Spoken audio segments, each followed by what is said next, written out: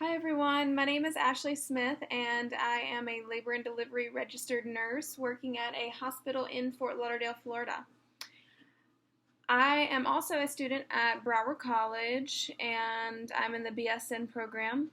For my Capstone project, I wanted to talk about exclusive breastfeeding until the age of 6 months.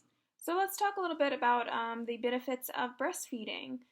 So, to start off with, when the baby drinks the breast milk, it is getting the antibodies created by the mother that get transferred via that breast milk. The breast milk also protects the gut by by having enzymes amylase and lipase, which are digestive enzymes that help the baby to digest that milk so much better than formula, because the formula comes from cow proteins, whereas the breast milk has human proteins, which are just easier for the baby to digest in general. Another thing that it does is it helps to get rid of the meconium and the bilirubin that build up in the newborn's system. So the bilirubin is what causes the jaundice in newborns. So when you are breastfeeding that child, it helps for the baby to get rid of that bilirubin and prevent the jaundice from occurring. Let's see. Another benefit for the baby is that it reduces the risk of chronic illnesses, stuff like asthma, obesity, diabetes. Breastfeeding actually decreases the chance of that child developing those illnesses later on in life. And breastfeeding is not only good for the baby, it's also good for the mother as well. First of all, it helps the mother to lose weight. I know that's something that everybody wants to do, is get rid of those pounds right when they have their baby. And breastfeeding definitely helps you get rid of the weight faster. It also decreases the risk of postpartum hemorrhage by making that uterus contract when you breastfeed. It like stimulates the hormones that make the uterus contract. And also the postpartum depression decreases postpartum depression, and it also decreases your risk of breast cancer and ovarian cancer as well. So it's not just good for the baby, it also has benefits for the mother as well. So now that we've discussed the benefits of exclusive breastfeeding until 6 months of age, I wanted to go over some of the reasons why mothers are not breastfeeding.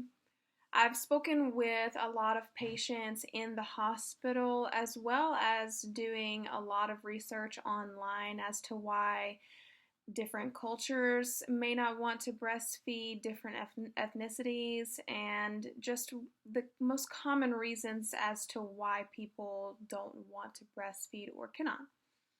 So, to me, the first and biggest reason is just a general lack of education. I think that we aren't really doing a good enough job in hospitals and in education centers to thoroughly educate our patients on why they should be breastfeeding, and not just why they should be breastfeeding, but giving them an understanding of what the breastfeeding is going to be like, what that job as a new mother is going to be like, and what it's going to do for the baby and for yourself to breastfeed, and the difficulties that come along with it as well. So I think that is probably something that almost certainly needs to be changed, and we need to start educating our mothers sooner rather than later. I work in the labor and delivery department, and so mothers come to me and they are delivering their child at that moment, and they still don't really have any formal education on the breastfeeding. They have no idea what to expect, what it's going to be like, how to breastfeed, all of these questions that they have.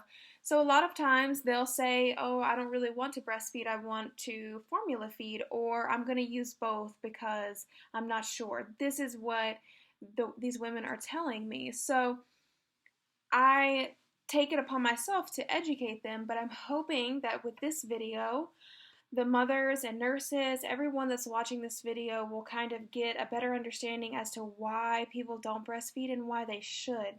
So that education is just going to be majorly impactful for everyone that's involved. Another problem that I see is, people don't have the support.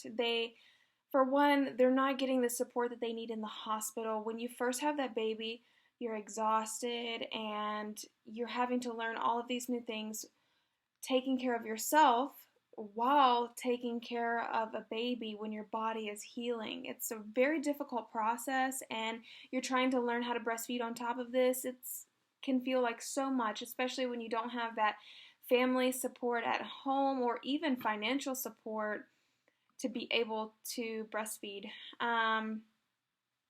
Another issue that I see is the moms tell me that the breastfeeding is very painful, that their nipples are getting raw and the baby is just kind of tearing the skin up there, and that it hurts too much and they don't really want to deal with that pain. They would rather just bottle feed and not have to deal with that kind of pain. So we'll go over some solutions for that as well, and some preventative measures.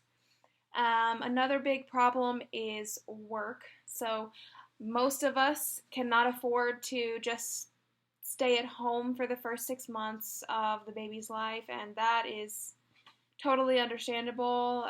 Everybody has to work, and it's really difficult when you're trying to breastfeed and you go to work and you're still having to pump and everything.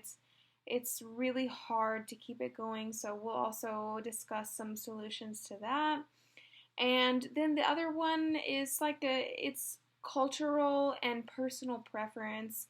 When you're raised in an environment, in a household that no one is breastfed and they don't really talk to you about the benefits of breastfeeding, and you're kind of like uneducated as to why you should, then of course you're not going to want to breastfeed. If that's not what your parents did or what your cousins do, then you're not going to want to do it. So now let's go over some of the solutions for this. So, like I said, for the lack of support, it's really hard when you don't have people around you to support you. So one thing that I would suggest is, if you're going to those prenatal visits, which I hope you are, then start asking the faculty there, your nurses, your doctors, everyone that's involved, for pamphlets or classes on breastfeeding. We have lots of classes at the hospital that I work at to provide education for potential breastfeeding mothers. And start asking questions about why they think you should breastfeed, and how to go about that, how to make it work in your situation. So some of the classes that I know of that are online and available to everyone, they're completely free, is Milk and Love and Lactation Link.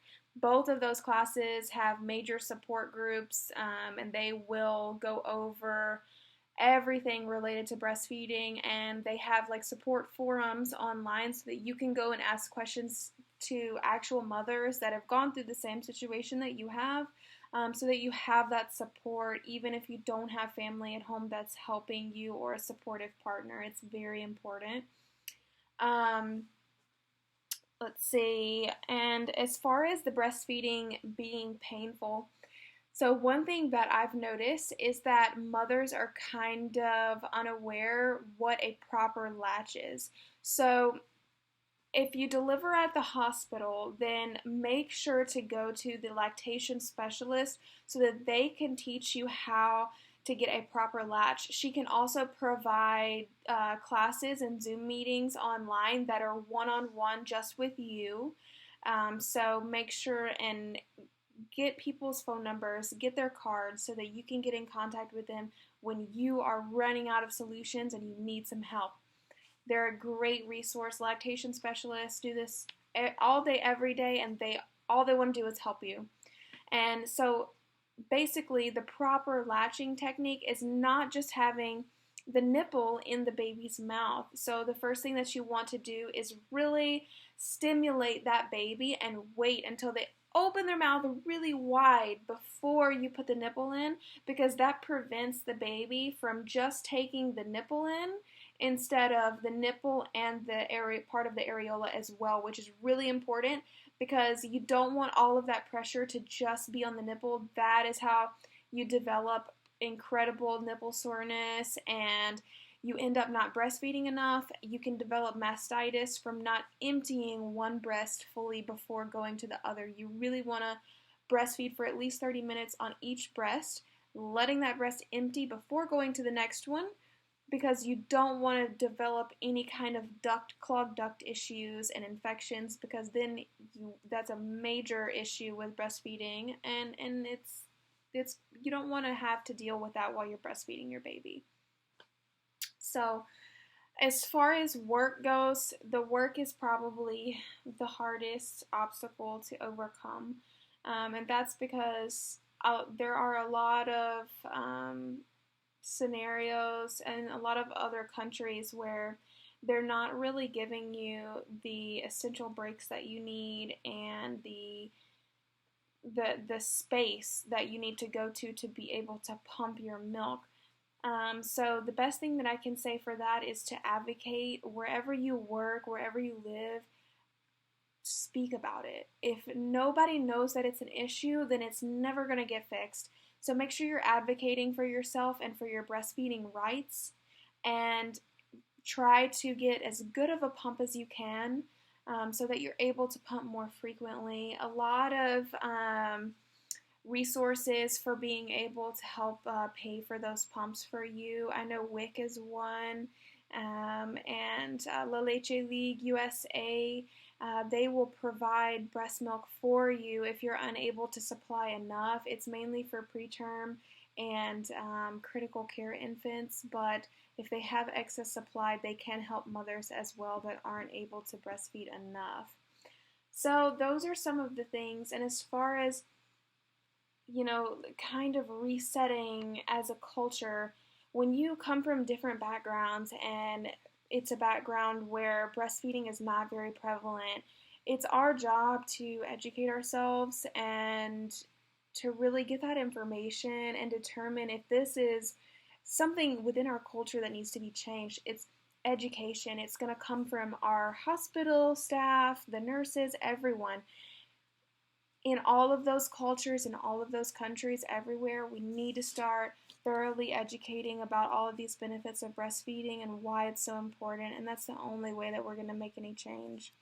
So I hope that this video has been educational and supports you through the journey. I'm going to link the resources below that I used for this video, and also the resources such as the WIC, the Milk and Love, all of those things that I mentioned, I'm going to list down below in the description. So if that helps you, then I'm so thankful for that.